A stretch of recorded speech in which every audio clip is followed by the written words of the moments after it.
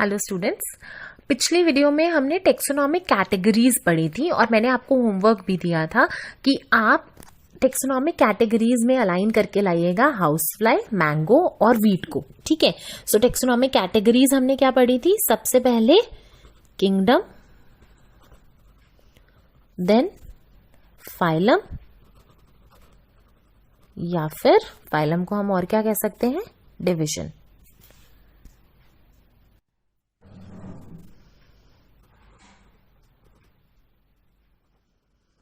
then class, then order, then family, then genus, and finally species। ठीक है, सो मैंने homework में क्या दिया था? House fly, then mango and wheat. इन तीनों का देख लेते हैं क्या क्या होता है। सो हाउस फ्लाई का किंगडम क्या होगा? Kingdom animalia, right. सो इसका एनिमेलिया में फाइलम होता है या डिवीजन? फाइलम होता है, तो इसका फाइलम क्या होगा? आर्थ्रोपोडा। देन क्लास, क्लास है इसका Insecta, then Diptera, then family is Muscidae. ठीक है, जीनस हो गया मस्का और स्पीशीज हो गई डोमेस्टिका। आपने ध्यान दिया होगा कि मैंने स्पीशीज का नाम स्मॉल से लिखा। और मैंने एक चीज और बताई थी बायनोमियल नोमेनक्लेचर में, अगर हम हैंड रिटन लिख रहे हैं तो जीनस और species name should be underline. So इसका बोटैनिकल नेम, बायोलॉजिकल नेम क्या हो गया? बोटैनिकल नहीं, biological name Musca domestica. So this is the scientific name of house fly. ठीक है, देन कम्स मैंगो। मैंगो किस किंगडम में आएगा? Plantae, kingdom Plantae. देन इसमें आ जाता है angiospermae.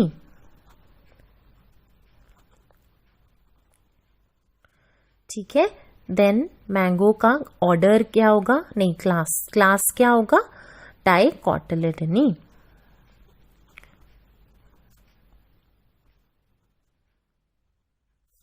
Then order, order is Sapindales, then Anacardiaceae.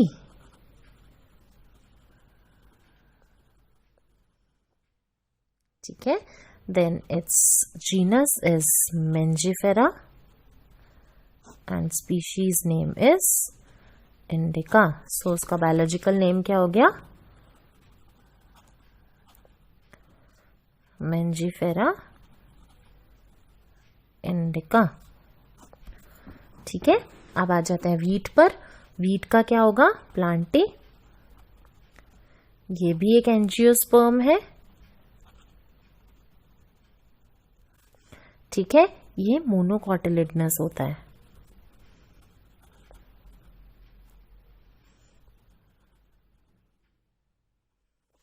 ठीक है, देन इसमें पोएल्स, इसके अंदर इसका फैमिली क्या हो गया? पोएसी। ठीक है, नाम क्या हो गया? Triticum aestivum. Triticum aestivum. So इसका बायोलॉजिकल नेम इज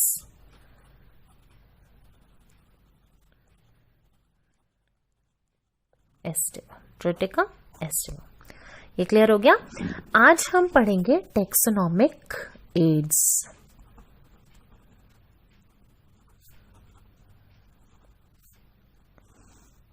ठीक है, एड्स का क्या मतलब होता है? Help, right. सो अगर मुझे कोई भी टेक्सोनॉमिक स्टडी करनी है किसी भी प्लांट की, एनिमल की या किसी भी ऑर्गेनिज्म की, सो वो बहुत यूजफुल भी होती है हमारे लिए एग्रीकल्चर में, फॉरेस्ट्री में, इंडस्ट्री में, कई सारी जगहों पर उनकी डाइवर्सिटी जानने के लिए, उनके रिसोर्सेज जानने के लिए। ठीक है, सो बायोलॉजिस्ट्स ने कुछ प्रोसीजर्स और टेक्निक्स एस्टैब्लिश किए थे ताकि इनको हम स्टोर कर सकें और इनकी इंफॉर्मेशन को भी प्रिजर्व कर सकें, इवन स्पेसिमेंस को भी प्रिजर्व कर सकें। स्पेसिमेंस क्या हो गए, जो बेसिकली रिमेन्स रह जाते हैं या फिर कोई पुराना ऑर्गेनिज्म रह जाता है, उसको स्पेसिमेन कहा जाता है। ठीक है, सो इन एड्स में जो सबसे पहला एड आता है वो है हर्बेरियम। सो हर्बेरियम एक्चुअली होता क्या है, हर्बेरियम एक स्टोर हाउस है। ठीक है, इसमें क्या कलेक्ट करते हैं, प्लांट स्पेसिमेंस को कलेक्ट करने के लिए यूज होता है ये। ठीक है, अब प्लांट स्पेसिमेंस को इसमें कलेक्ट करते कैसे हैं, सबसे पहले उनको ड्राई किया जाता है, ड्राई करने के बाद उनको प्रेस कर दिया जाता है, एकदम चपटा कर देते हैं, देन उसको प्रिजर्व किया जाता है ऑन शीट्स। ठीक है, शीट्स पर लगा देते हैं उनको। ये समझ आया इतना। देन इन शीट्स को अरेंज कर दिया जाता है universally accepted system of classification में, मतलब जो हर जगह पर एक्सेप्टेड हो उस तरह से। ठीक है, सो इन स्पेसिमेंस को along with their descriptions on herbarium sheets, ये बेसिकली रिपोजिटरी हो जाती है। रिपोजिटरी स्टोर हाउस को कहते हैं, जो हम फ्यूचर में कभी भी यूज कर सकते हैं। ठीक है, सो अभी एक हर्बेरियम शीट में क्या क्या चीजें इंफॉर्मेशन होगी किसी भी स्पेसिमेन के बारे में, डेट होती है, ठीक है, एंड प्लेस ऑफ कलेक्शन। ठीक है, उसका English, local and botanical name. यहां पर बॉटनिकल नेम इसलिए आ रहा है क्योंकि वो प्लांट स्पेसिमेन है, राइट। देन उसका फैमिली, देन उसका कलेक्टर, किसने कलेक्ट किया, कलेक्टर्स नेम, उसका डिस्क्रिप्शन स्पेसिमेन का, ये सारी चीजें एक उस हर्बेरियम शीट में प्रेजेंट होंगी। ठीक है, so herbaria also serve as quick referral system. अगर मुझे टेक्सोनॉमिकल स्टडी करनी है कोई और मुझे कुछ रेफर करना है तो सबसे ज्यादा क्विक रेफरल सिस्टम है ये। ठीक है, रेफरेंस के लिए बहुत जल्दी हेल्प करता है। ये क्लियर हो गया। अगला मेरा आता है बोटैनिकल गार्डन्स।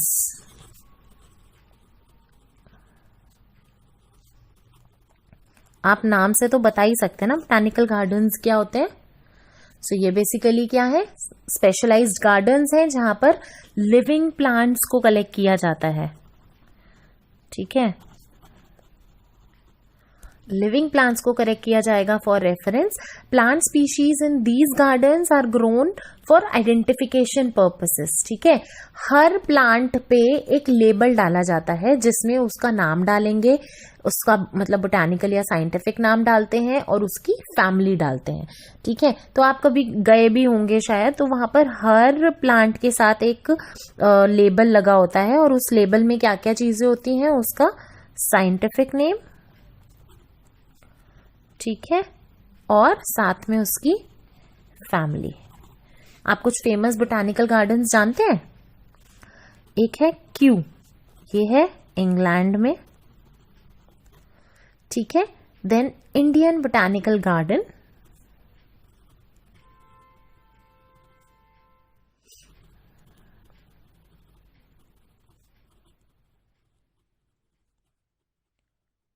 ये नाम से ही पता चल रहा है इंडिया का है, राइट।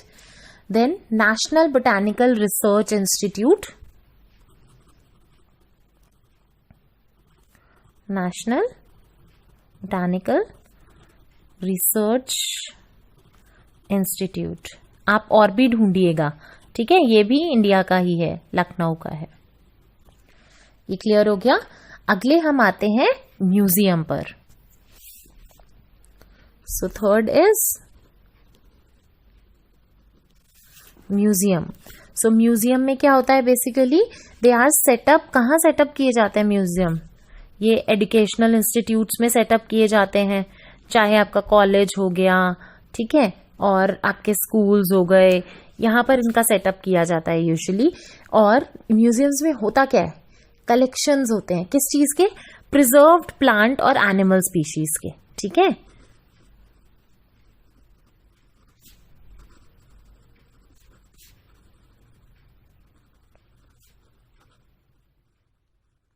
इसके स्पेसिमेंस प्रेजेंट होते हैं रेफरेंस के लिए, स्टडी के लिए, राइट। तो स्पेसिमेंस को प्रिजर्व कैसे करते हैं?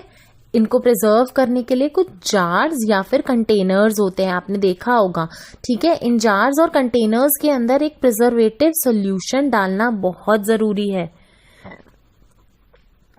ये सॉल्यूशंस जो हैं वो इनको खराब नहीं होने देते, सड़ने नहीं देते, राइट। सो प्लांट और एनिमल स्पेसिमेंस को तो हम या तो हम उसमें प्रिजर्वेटिव सॉल्यूशंस डालें या उसको हम एज ड्राई स्पेसिमेन सेव करके रखें, दोनों चीजें पॉसिबल होती हैं, ठीक है। इंसेक्ट्स को प्रिजर्व किया जाता है इंसेक्ट बॉक्सेस में। कैसे करते हैं? सबसे पहले उसको कलेक्ट करेंगे, कलेक्ट करने के बाद उसको मार देंगे और देन उसको पिन कर देंगे, पिन से अटैच कर देते हैं इंसेक्ट बॉक्सेस के अंदर, ठीक है। देन लार्ज एनिमल्स जैसे बर्ड्स हो गए, मैमल्स हो गए, उनके क्या कर दिया जाता है? उनकी स्टफिंग कर दी जाती है।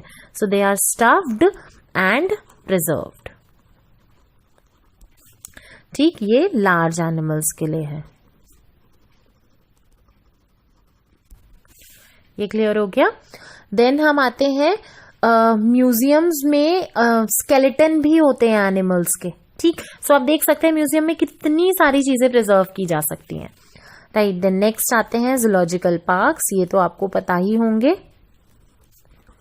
ये किसके प्रिजर्वेशन के लिए होंगे? ऑफ कोर्स एनिमल्स के, ठीक है। सो यहाँ पर वाइल्ड एनिमल्स को प्रोटेक्टिव एनवायरनमेंट में रखा जाता है अंडर ह्यूमन केयर, ठीक है। और इससे हम उनके फूड हैबिट्स, उनके बिहेवियर सब कुछ जान सकते हैं। So all animals in a zoo are provided as far as the natural conditions possible.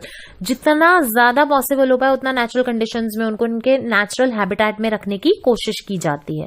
Human care दिया जाता है, नेचुरल हैबिटेट दिया जाता है, जो भी वो खाते हैं वो चीजें प्रोवाइड की जाती हैं। और हम लोग तो बहुत बार इवन चिल्ड्रन उसको जू का विजिट कराया भी जाता है, ठीक है।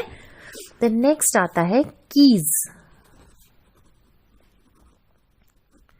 क्या होती हैं कीज?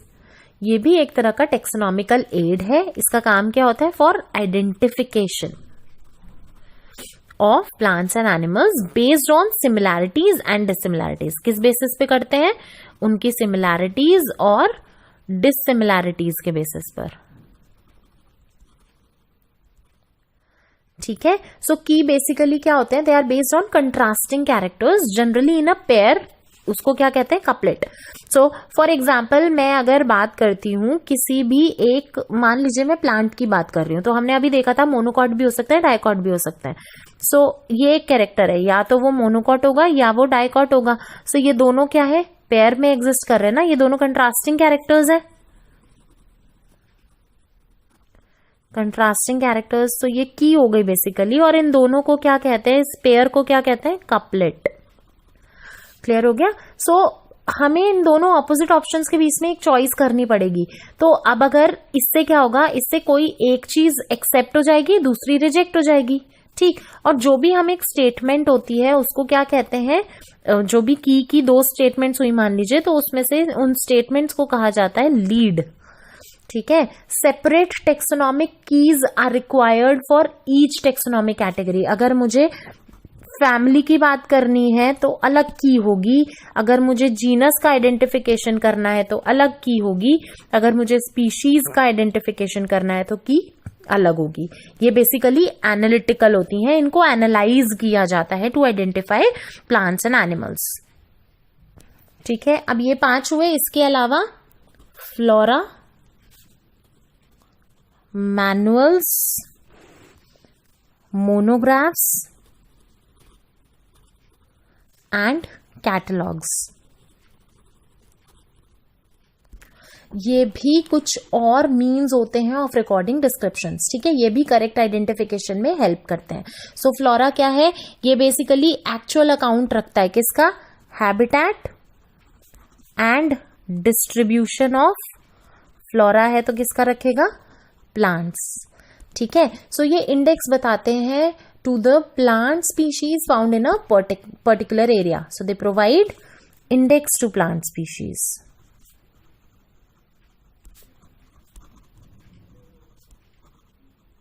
क्लियर हो गया। नेक्स्ट आ जाते हैं क्या? Manuals are used to provide information for identification of name of species. ये इंफॉर्मेशन किसके लिए प्रोवाइड करते हैं? For identification of name of species, कि इस स्पीशी का नाम क्या है, वो मैनुअल के थ्रू होता है।